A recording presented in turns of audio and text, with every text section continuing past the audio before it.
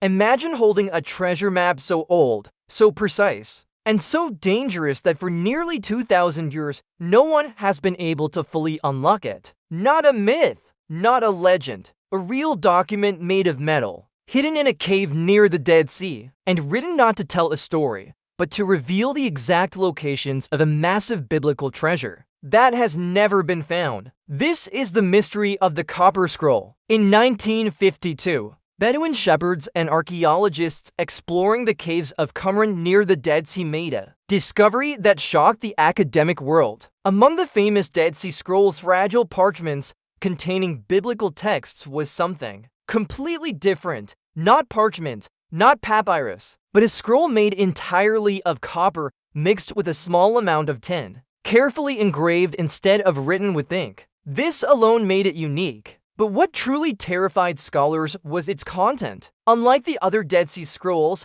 the Copper Scroll contains no prayers, no laws, and no religious teachings. Instead, it reads like an inventory, a list, a cold, precise catalog of treasure locations. 64 separate entries describe hidden caches of gold, silver, sacred vessels, and priceless artifacts. Each entry gives distances, landmarks, and instructions, not poetry, not symbolism. Directions. According to the scroll, the treasure includes tons of gold and silver in amounts so large that even modern governments would struggle to account for it. Some estimates suggest the total value, if real, would be worth billions of dollars today. But here's where the mystery deepens. No one has ever found even one confirmed cache described in the Copper Scroll. The language of the scroll is strange. It uses an unusual form of Hebrew, mixed with technical terms that don't appear anywhere else in ancient texts. Some entries mention locations near ancient aqueducts,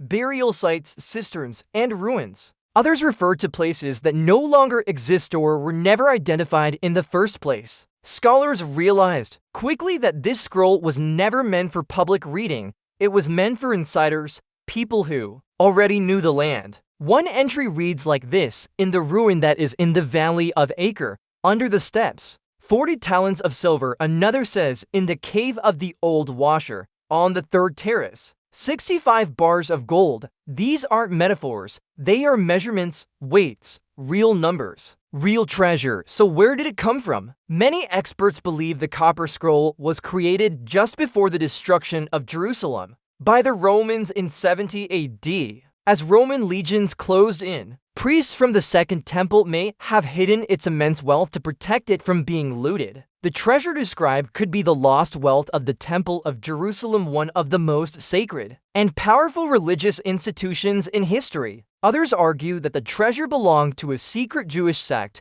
possibly the Essenes, who lived at Qumran. But here's the problem. The Essenes were known for their simple lifestyle. They rejected wealth. Why would they possess vast amounts of gold? Another theory suggests the scroll describes multiple treasure hoards accumulated over centuries, hidden during different invasions, wars, and collapses. This would explain why the locations are scattered and why no single expedition has recovered them. But the biggest question remains: if the Copper Scroll is real, why hasn't the treasure been found? Part of the answer lies in geography. The landscape of Israel and the West Bank has changed dramatically over 2,000 years. Earthquakes, erosion, urban development, and war have erased landmarks. Valleys have shifted, caves have collapsed. Some locations may now lie beneath modern cities, military zones, or restricted religious sites where excavation is impossible. Another issue is interpretation. The scroll was intentionally vague in places. It assumes the reader understands references that made sense in the first century but are meaningless today. Without that cultural context, modern treasure hunters are guessing. And some believe that the final instructions were never recorded, that the Copper Scroll was only part of a larger system, possibly meant to be read alongside another scroll that has been lost forever. There's also a darker theory. Some researchers believe the treasure was actually recovered long ago, in secret. That small groups found certain caches and quietly removed them, leaving no record behind. If true, this would mean the Copper Scroll is not a promise of future discovery, but evidence of a theft already completed. Despite decades of searching, expeditions, and advanced technology. No confirmed copper scroll treasure has ever surfaced. No gold bars, no sacred vessels, no inscriptions matching its descriptions, nothing, yet the scroll itself is undeniably real. It exists today in the Jordan Museum in Amman. You can see the engraved letters, you can read the list, and you can feel the weight of a mystery that refuses to die, because if even one entry on the copper scroll is accurate, it would change history. It would confirm that a massive biblical treasure was hidden and that it may still be waiting.